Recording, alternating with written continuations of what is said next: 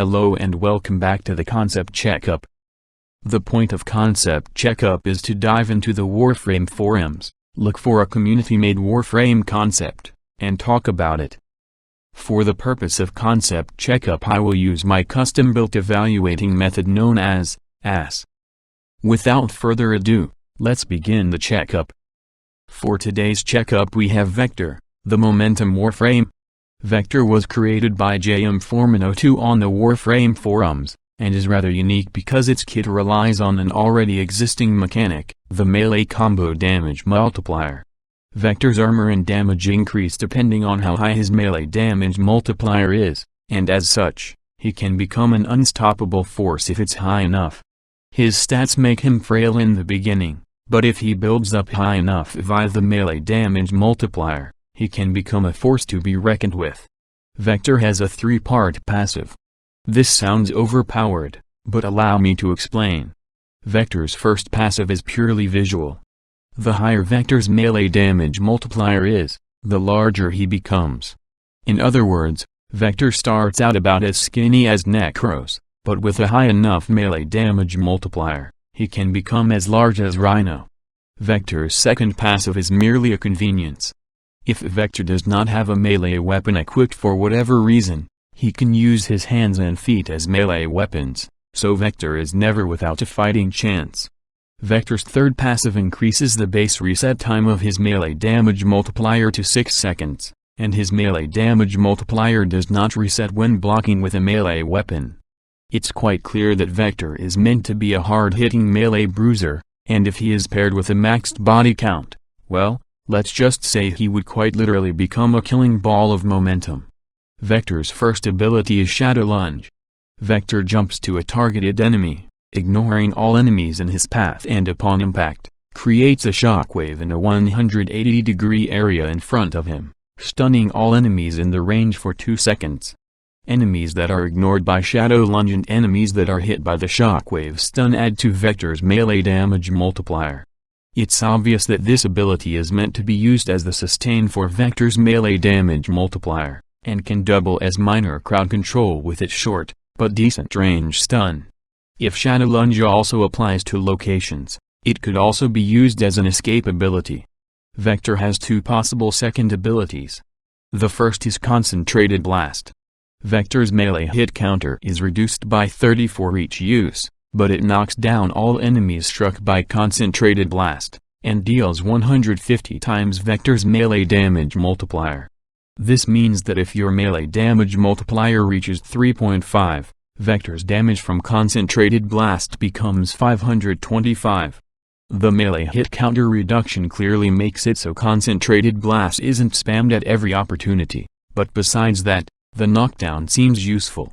Concentrated Blast essentially looks like a better version of Banshee's Sonic Boom. Vector's other second possible ability is Channel Surge. Vector powers up like a Super Saiyan, negating all channel costs on his melee weapon, meaning that Vector is free to energy channel with his melee weapons at absolutely no cost.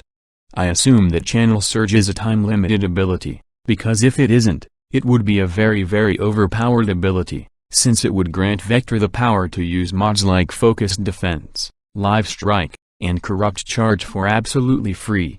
Vector's third ability is Momentum Sink. Vector channels and creates a large bubble around himself, increasing his own momentum while slowing all enemies in the bubble. If there are no enemies in the bubble, Vector slows himself in order to keep his melee damage multiplier high.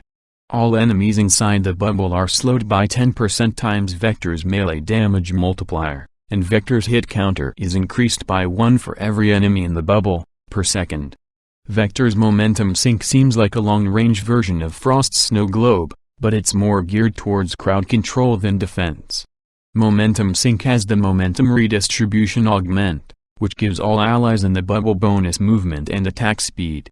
Depending on how strong the bonuses are, they could be a nice bonus to Vector. Vector's fourth ability is Unbalanced Force. Vector sends out all the momentum he's gathered thus far, creating a giant blast that damages and ragdolls all enemies in the blast zone away from Vector. Using this will reset Vector's melee damage multiplier back to 0, but Vector will gain momentum twice as fast until he reaches his maximum momentum prior to using Unbalanced Force. Unbalanced Force deals 700 base damage times Vector's melee damage multiplier. Needless to say, going for a power strength and damage build on Vector while having a high melee damage multiplier will result in a massive range nuke that takes time to recharge. If anything, Vector's take on the already existing melee damage multiplier shakes things up a bit for melee, but with his damage output, minor crowd control, and potentially high armor by focusing on getting a high melee damage multiplier, he can become a strong addition to the game. If Vector constantly keep damaging enemies to build up his momentum, I can see his momentum sink and Unbalanced Force being crucial components in this squad to make some room and lock down a crowd of enemies. It's not Vauban levels of crowd control, but it still has its use. Anyway, here are Vector's scores. If Vector completely builds for as much power range and strength as possible, he might require some nerfs in order to balance out his kit. In addition, I'd suggest that Concentrated Blast be given to Vector over Channel Surge, because whether Channel Surge is a drain over time or a time-limited ability, it still allows Vector to benefit from channel-only mods for free. For my personal thoughts, I find Vector's momentum-powered playstyle and look to be kind of a breath of fresh air. I would call it not as annoying as Limbo's Rift, but still not so weak that it's a gimmick. If the numbers behind Vector could be sorted out, he'd be an interesting frame to play, implying that his channel surge isn't stupidly overpowered. So that's Vector's checkup. Tune in next time where I will perform a concept checkup on Silk. Thank you for watching.